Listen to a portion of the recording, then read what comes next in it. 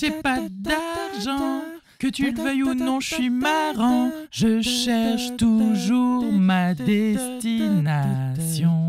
J'aime faire la fête, j'ai pas une vie parfaite. Tout ce que j'offre, c'est d'être honnête. Hey, marche dans mes pas, danser, fais vite ton choix. Si tu veux passer le mois d'août avec moi. Yo, je sais pas ce que j'ai fait là, j'ai la coupe à Elvis Presley, ma foi. On fera avec aujourd'hui. Hein. On n'oublie pas que c'est moi qui me suis coupé les cheveux moi-même et que c'était pas l'idée du siècle. Nous sommes le dimanche 25 août et j'ai terminé ce matin même Espèce dangereuse de Sergueï Chikaloff que j'ai adoré.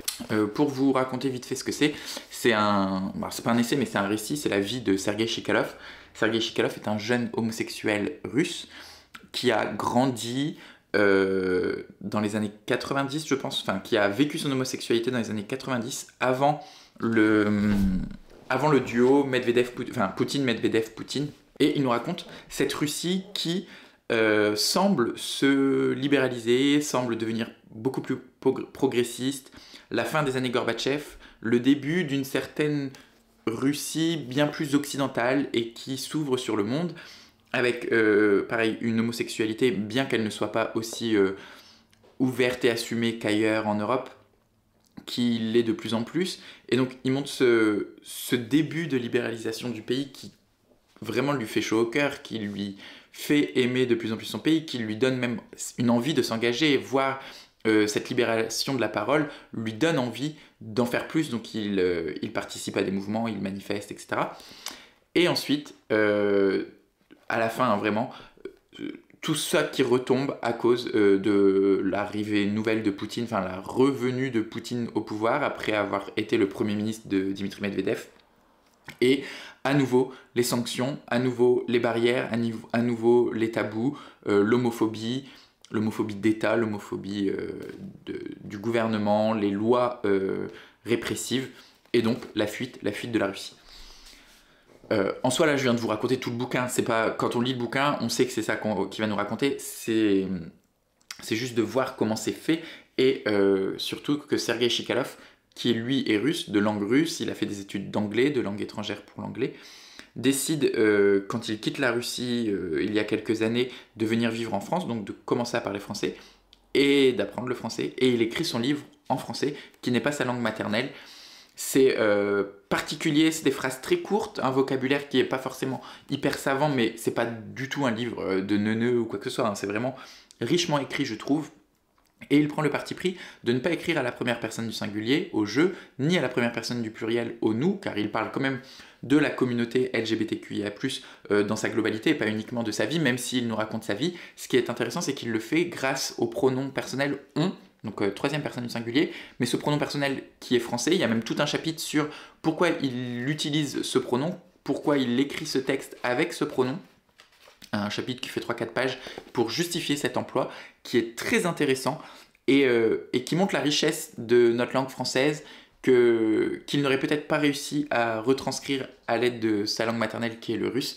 Il est content de pouvoir pratiquer cette langue française, d'utiliser ce pronom assez impersonnel qui en même temps englobe, car le « on » n'est pas singulier, même si dans la règle grammaticale on l'utilise au singulier, c'est un « on » qui englobe, et qui en même temps exclut, car quand on utilise le on ne s'implique pas forcément dedans, c'est la troisième personne du singulier, ce n'est pas la première personne du singulier. Bref, c'est hyper intéressant. Et donc toute sa vie, il va nous la raconter avec ce pronom on, qui provoque un certain détachement, même si on sait très bien que c'est de sa vie à lui, personnellement, qu'il nous parle.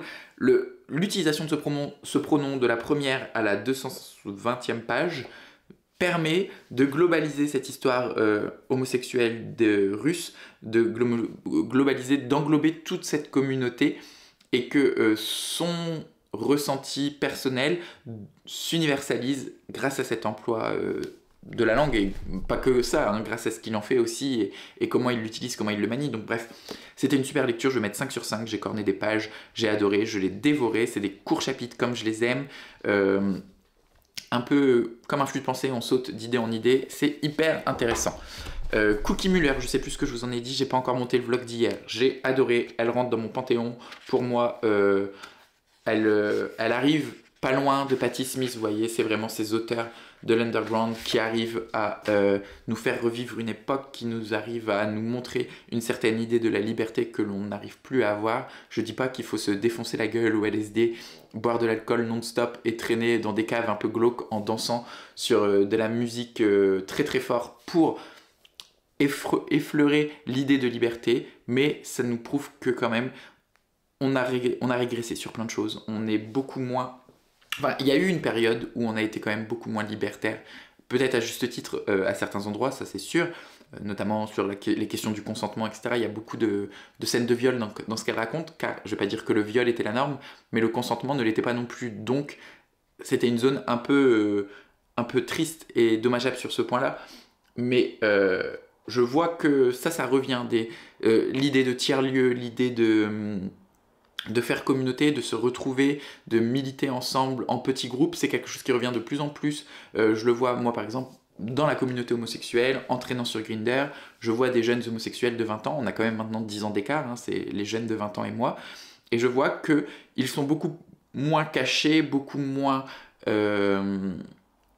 excluant que moi j'ai pu l'être il y a de ça 5 ou 6 ans sur la question de la folle, la question de l'excentricité, de l'exubérance, de montrer qui l'on est. Et je retrouve un peu de cette liberté nouvelle de 2023 dans le texte de Cookie Muller pour le coup. Donc ça fait que j'ai adoré. Et j'ai lu un très court, 300 pages, un texte un peu grand public, polar, domestique, thriller domestique, comme je n'en lis jamais depuis, enfin comme je n'en lis plus. Et on est avec une femme très cliché. En fait, le bouquin est très cliché, de la première à la dernière page. D'ailleurs, je remercie Laure pour l'achat de ce livre, car ça m'a fait passer un super bon moment. Je l'ai dévoré hier matin, j'étais chez mes parents, donc dans la Bancelle. Je l'ai lu d'une traite, et j'étais pris dedans, c'était hyper efficace, c'est tout ce que j'attends de ce genre de bouquin, c'est vraiment pouvoir me déconnecter, poser mon cerveau, tourner les pages, avoir une histoire qui défile sous mes yeux, et c'est exactement ce que j'ai eu.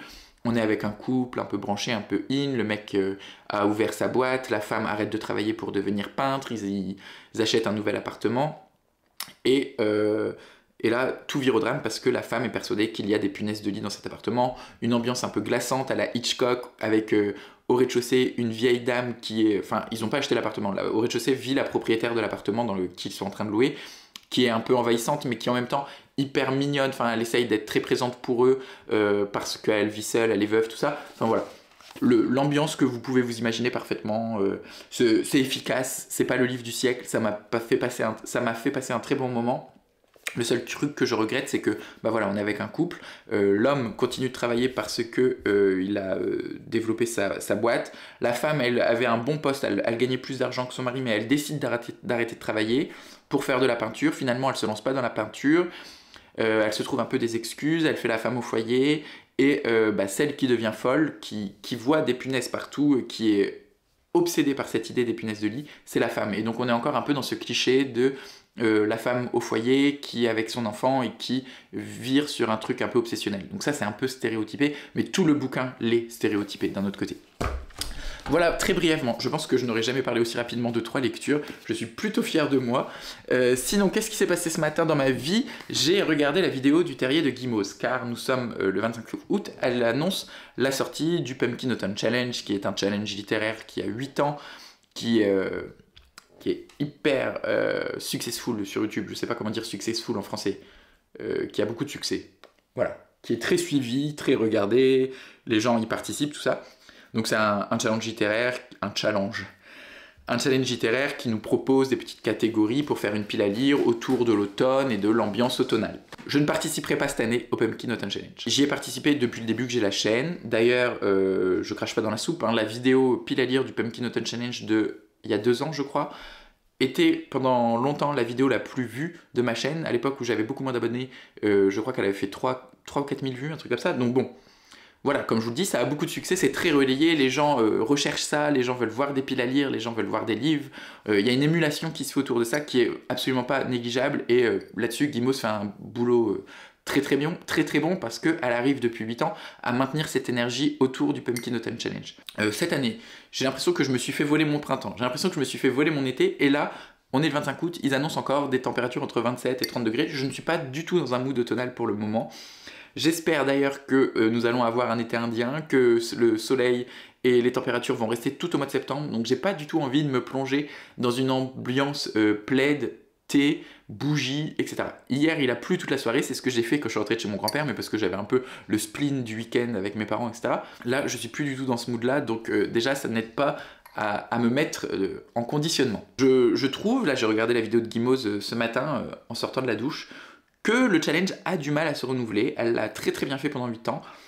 Cette année, je sais pas, je trouve que... Bon, après, on reste sur un challenge, j'ai envie de dire challenge, hein, je parle français, un défi. On reste sur un défi littéraire automnal, donc qui parle de l'automne, donc c'est vrai qu'au bout de 8 ans, je pense qu'elle commence à avoir fait le tour. Et là, voilà, ça me branche pas. Ça me branche pas de me remettre dans ce truc-là, qui, ça fait déjà moi 3 ou 4 fois que j'y participe, qui est le même plus ou moins peu ou prou à quelque chose près tous les ans. Un autre argument qui là n'est pas du tout du fait du terrier de Guimauze, c'est que j'ai plus tellement envie de participer à des challenges littéraires.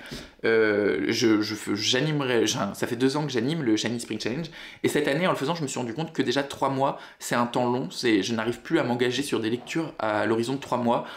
Je développe de plus en plus un mood reading, c'est-à-dire que là, je viens de terminer Espèce dangereuse de Sergei Chikhalov, je n'ai aucune idée de ce que je vais lire et je n'ai aucune idée de ce que j'ai envie de lire aujourd'hui même. Me projeter sur 3 mois, je vois plus trop l'intérêt, c'est pour ça que d'ailleurs même cette année, si je refais le Shiny Spring Challenge, je le referai différemment, on sera peut-être sur une horizon de 1 mois, quelque chose comme ça, d'un truc un peu plus militant, mettre des mots-clés en mode médiéval, bougie, cannelle, rouler à la cannelle, tout ça, ouais, je suis un peu, je vais pas dire que je suis au-dessus de ça, hein, je veux pas me mettre, me dire que je suis mieux qu'elle ou quoi, ça ne m'intéresse plus, j'ai envie de militantiser, politiser un tant soit peu, un minimum un peu plus mes lectures, et si je propose un truc comme ça littéraire, et que ça me ressemble et que ce soit là aussi un peu plus politisé et militant. Et comme l'année dernière, je n'ai aucune référence de ce que Guimauze propose, je suis à des années-lumière dans mes lectures donc, et dans les contenus que je consomme, que ce soit films, il y en a très peu, vidéoludiques pareil, là j'ai un peu fait une pause sur les jeux vidéo, mais même en termes de littérature, on est à des opposés. Donc quand on me demande de lire un livre avec le mot-clé médiéval, je suis un peu voilà, sur le cul, ange déchu, des trucs comme ça, enfin on est dans un délire un peu romantique cette année, je n'aime pas trop le romantisme, c'est pas forcément quelque chose qui m'attire. Bref, je suis pas du tout dans le mood. Donc cette année, je ne ferai pas de pile à lire du Pumpkin Autumn Challenge. Je ferai probablement quand le temps viendra, donc peut-être d'ici plutôt octobre-novembre, là où quand on commencera vraiment à avoir de la pluie, à avoir froid, à en avoir ras le cul, du soleil, tout ça, faire une petite pile à lire automnale avec mes propres mots-clés, ou en tout cas avec mes propres envies, avec aussi ce que j'ai, car vous m'avez offert beaucoup de livres tout au long du mois d'août, j'ai reçu 21 livres au total. J'ai envie de les lire, je vous l'avais dit, j'ai quand même un mini objectif de descendre ma palle sur cette année 2024. Dans cet objectif aussi d'être dans un mood reading, c'est-à-dire de pouvoir vraiment piocher, de ne pas avoir une pile de livres qui m'attend, de pouvoir sélectionner le livre que je veux au moment où je le veux. Et enfin, la dernière raison que j'invoquerai pour ce Pumpkin Autumn Challenge auquel je ne participerai pas, c'est que la vidéo de Guimauze, mais ça c'est des goûts personnels, ne m'a pas paru du tout naturel. Enfin, j'ai l'impression que tout est un peu surfait, surjoué, que ce soit dans les décors, dans l'ambiance, tout ça, et ça ne me ressemble plus. Là, ça fait 25 jours, je crois, que je fais des vlogs. Vous voyez bien que je suis pas du tout dans le chichi pompon. Je l'ai rarement été, hein, d'ailleurs. Je suis plutôt naturel, tagada de soin, poète, poète. Et c'est vrai que ce contenu-là ne me plaît pas forcément. Le côté un peu surjoué, pumpkin mama, machin, bidule, ça m'agace un peu. Voilà. Donc, personnellement, j'ai eu du mal à aller jusqu'au bout de la vidéo parce que c'était un peu too much pour moi. Il va être 10h, je vais aller monter le vlog de ce week-end. Je vous fais des bisous, je n'ai aucune idée du programme du jour. Étant donné que je suis parti vendredi, samedi chez mes parents, et que quand je vais chez mes parents dans les Ardennes, c'est plutôt samedi, dimanche en général, j'ai l'impression qu'on est lundi aujourd'hui. Sauf qu'en fait, on est que dimanche. Et il me reste encore une semaine de congé. Là, je suis totalement... Il est temps que je reprenne le boulot. Ça fait 3 semaines que je suis en congé. J'entame ma 4e semaine, demain. Je n'ai plus aucune notion du temps. Avec tout ce qui m'est arrivé, les embrouilles et tout, en ce début du mois d'août, je suis complètement largué. Bref, les informations importantes. Lisez Sergei Chikaloff car c'est trop bon. Je ne participerai pas au Pumpkin Autumn Challenge et on se dit à toutes, à tantôt, à bisous, à bientôt, que sais-je encore.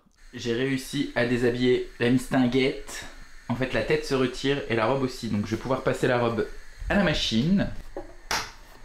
Et du coup, bah, je vais frotter. Je sais pas si ça se retire. Non, ça s'est collé. Et le chapeau m'a l'air agrafé. Je vais le laisser et je vais laver ça à la main.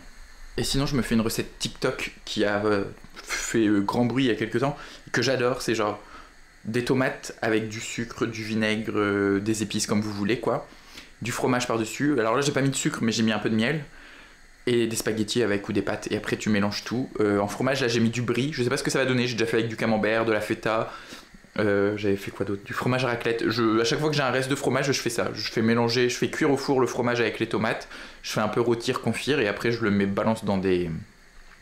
Après j'écrase à la fourchette ou je mixe en fonction et je balance dans des pâtes et c'est délicieux. Bon, je dois avouer qu'aujourd'hui, c'est pas très ragoûtant, pas très instagrammable. Et peut-être qu'au goût, c'est pas dégueulasse. Je sais pas trop. L'âne. D'habitude, je le fais avec des tomates cerises, c'est un peu plus goûtu, mais là, c'est des tomates du jardin de mes parents qui sont hyper charnues et qui ont beaucoup de goût. Donc, ça va peut-être être pas mal. Par contre, le brie, ça ne fond pas. Enfin, ça fait une espèce de pâte, quoi. On va essayer. J'ai eu la flemme de mixer, donc j'ai juste écrasé grossièrement. Ça me dérange pas de manger de la purée de tomate. Bah, franchement, au goût, c'est très bon. On sent le brie, alors que c'est un brie qui est pas très cher en plus. C'est genre le brie premier prix. Les tomates, elles ont vachement de goût. On sent bien le miel. Non, c'est réussi, c'est pas beau, mais c'est bon. Peut-être j'ai pas fait assez cuire les tomates aussi. D'habitude, je les fais confire un peu plus longtemps. Mais là, j'avais la flemme, donc je les ai mis en même temps que l'eau. Donc l'eau bout chez moi en 5-6 minutes à peu près. Et un peu moins même. Et puis les spaghettis, c'était 7 minutes de cuisson. Donc ça a dû cuire 10-12 minutes, quoi. Il aurait peut-être fallu que je les laisse cuire un peu plus longtemps. Mais le brie était déjà fondu. Non, vraiment, c'est bon. Je vous recommande.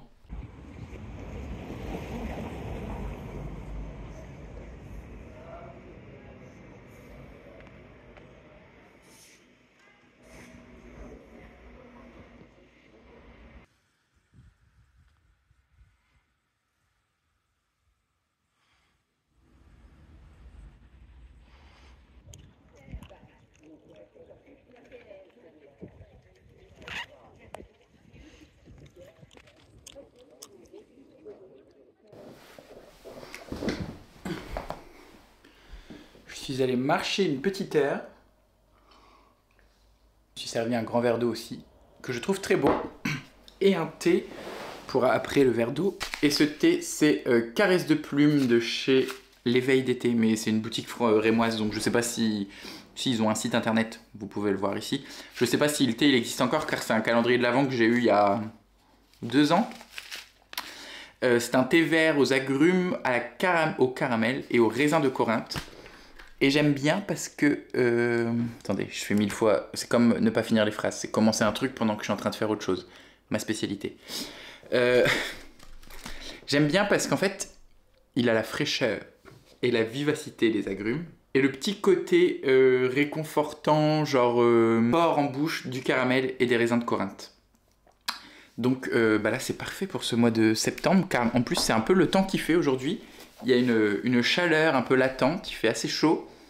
Et à côté de ça, il y a du vent. Donc du coup, même posé, parce que je me suis un peu posé à côté de la cathédrale pour bouquiner, même posé, j'avais pas très chaud. Quand il n'y avait pas de nuages, c'était très bien, mais dès qu'il y avait un nuage, j'avais un peu frais. J'ai même avancé, car j'en suis à 53%, ce roman de Claudie Hunsinger, Il neige sur le pianiste.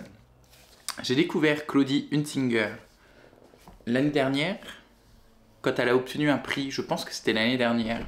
Quel est le prix qu'elle a obtenu d'ailleurs? Un chien à ma table, qui a obtenu le féminin en 2022, donc c'était il y a 2 ans.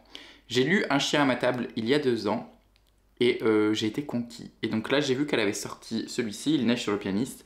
Donc j'ai tout fait pour l'avoir, et j'ai réussi à l'obtenir auprès de Grasset. Qu'est-ce que ça raconte? Bah, ça raconte l'histoire, en fait comme toujours, j'ai lu qu'un roman, mais comme dans son précédent roman, mais je crois que c'est un procédé qu'elle utilise beaucoup. On est avec un personnage qui semble, Claudie Hunsinger. Dans Un chien à ma table, c'était déjà ça. On est avec une femme qui vit... elle vivait en couple dans le précédent. Là, elle vit seule. toujours dans les montagnes des Vosges, du Jura, enfin voilà, entre les Vosges et le Jura, en tout cas dans le Grand Est. Elle vit seule, dans une maison un peu perdue, il y a toujours de la neige, c'est toujours un petit côté un peu hiver-automne. J'ai l'impression qu'il y a une ambiance qui est semblable à tous ces romans. C'est toujours très proche de la nature, très poétique. Là, il y a dans l'histoire un renard, et donc on parle beaucoup du renard qu'elle nourrit tous les soirs, elle lui met une petite assiette. Mais c'est pas le cœur du roman. En gros, elle apprend par une de ses amies qui est fan d'un certain pianiste, que le pianiste en question doit venir jouer en France. Elle se met à l'écouter, elle développe un peu une passion, enfin un truc un peu irréel, qui a pas de prise sur le temps. On sait pas trop pourquoi elle se focus autant sur ce pianiste-là. Ils s'échangent des CD pour lui et des livres pour elle, car le personnage est romancier. Enfin, romancière pour le coup, c'est une femme. Et se développe une petite relation, enfin vraiment un échange de mails très rapide. Et il lui dit, j'ai envie de venir vous voir. Et il vient la voir dans sa maison au fin fond du Jura, à côté de Colmar. Donc plutôt dans les Vosges d'ailleurs. Non, ouais, Colmar, non, c'est en Alsace. Bref, dans ce coin-là de la France. Et voilà. Et en fait, il se met à neiger, le mec ne peut pas repartir. Et c'est la romancière qui explique comment se déroulent les journées entre elle et le pianiste. C'est hyper particulier et totalement immersif. Genre vraiment, là j'ai lu les 50% sans même m'en rendre compte tellement je suis pris dans ces montagnes. Et ça avait été déjà le cas avec Un chien à ma table. Il se passe pas grand chose dans ces histoires, mais on est pris dedans. Je viens de terminer Il neige sur le pianiste de Claudia Hunsinger. J'ai beaucoup aimé, c'était très chouette. Alors c'est sûr que ça ne plaira pas à tout le monde parce que c'est le genre de roman où il se passe rien. Mais je sais pas, ça fait 2 fois que je lis ces histoires et 2 fois que je suis totalement embarqué. Faut pas lire ces bouquins pour l'intrigue parce que là c'est vraiment l'histoire d'une vieille femme romancière dans sa baraque avec un pianiste et un renard. Une histoire presque d'amour entre ces 3 êtres.